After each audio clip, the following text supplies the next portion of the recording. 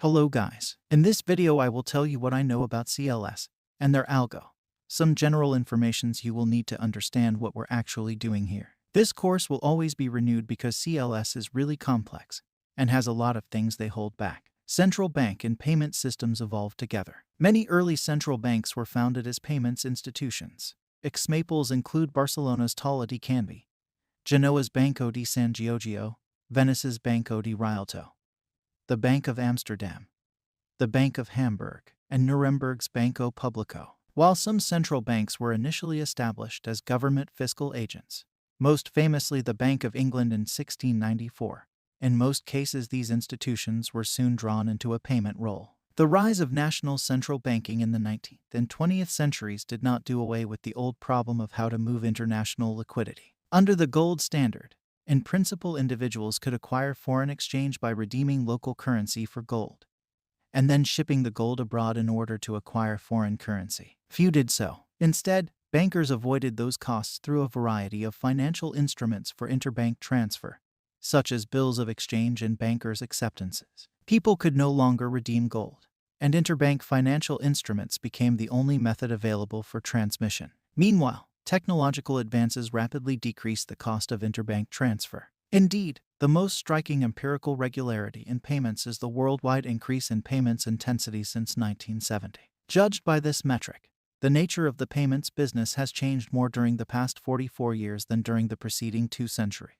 The increase in payments intensity mirrors the increase in financial markets trading, particularly trading in the markets for foreign exchange. But while the volume has changed dramatically over this period, the nature of the transactions has not. FX transactions are commonly thought of as instantaneous trades of fiat money, one central bank's liabilities against another. But at least up until 2002, they were simply faster versions of the old interbank transfer mechanisms. Since 2002, however, central banks have increasingly detached themselves from FX trades by delegating their settlement to a private institution, the CLS Bank. Traditionally, banks used bilateral financial instruments to bridge different units of account.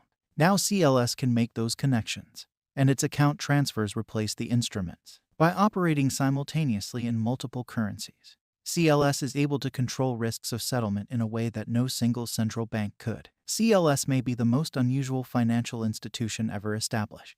By day, it is the largest institution on the planet. By night, it hardly exists. It handles about half of the world's foreign exchange transactions, but it is also privately owned and operates with fewer than 500 employees. It was originally designed to do one job: settle international payments, and it does it with extraordinary efficiency. Pressure from the world's central banks more or less forced CLS into existence, but its position leads to extremely thorny policy questions for those same central banks. CLS came into being in 2002 as a result of regulatory dissatisfaction with traditional arrangements for settling foreign exchange transactions. Settling foreign exchange trades poses special challenges both because of the sheer size of the post-Bretton Woods FX markets and because the underlying nature of foreign exchange creates risks that are resistant to traditional risk-limiting strategies such as netting and counterparty substitution.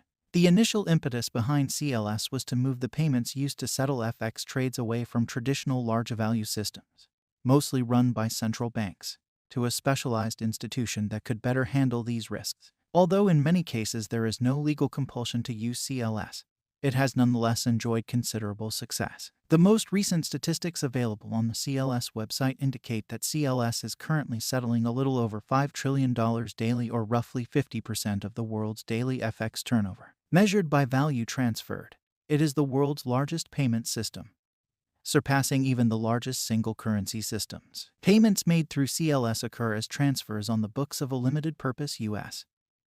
bank, the CLS Bank, supervised by the Federal Reserve in cooperation with other central banks. CLS has access to the Fed's large value system, Fedwire, and also to large value payment systems in all of the currencies it operates in. Deposits, known as pay-ins, and withdrawals from CLS Bank, payouts, occur in central bank funds and occur immediately via the appropriate large value, real-time gross settlement, RTGS, system. Thus, CLS functions as a daylight bank with no deposits in its accounts overnight. Payments over CLS can be made by member commercial banks in any of its participating currencies, with about 45% of CLS payments occurring in U.S.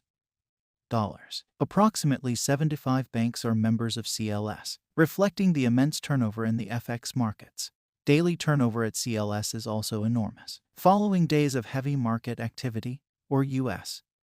legal holidays, when 2 days of settlements must be compressed into one, the value of payments made through CLS can be breathtaking. The current record daily value is $10.3 trillion on March 19, 2008, in the wake of the Bear Stearns collapse. Each bank begins the settlement process by making its pay to CLS. These payments are made through RTGS systems in central bank funds, in the example, through Fedwire for the dollar payment and through CHAPS for the sterling payment. Also, you should know about liquidity in the markets. The food chain is in this order: central banks, the market maker, working with CLS. Then interbank traders, they cannibalize lower-tier banks. Followed by institutional traders, private equity large fund traders and investment bank, insurance funds. Then large fund traders, retail off-exchange and independent investors. Followed by retail traders, cannon fodder or anyone not lumped in any group above. Liquidity is used so the central banks can make their profit out of it by destroying the big funds and retail trader. CLS helps central banks generate and provide this liquidity. The central banks then have only one job: to communicate their order to the CLS system, and then everything happens automatically. When retail or fund traders enter the market, it will have no effect on why and when price moves. The movements and the draw on liquidity is already predetermined by the CLS bank and central bank payments. Everything after that is fodder for the central banks. The main business of CLS is settling foreign exchange transactions,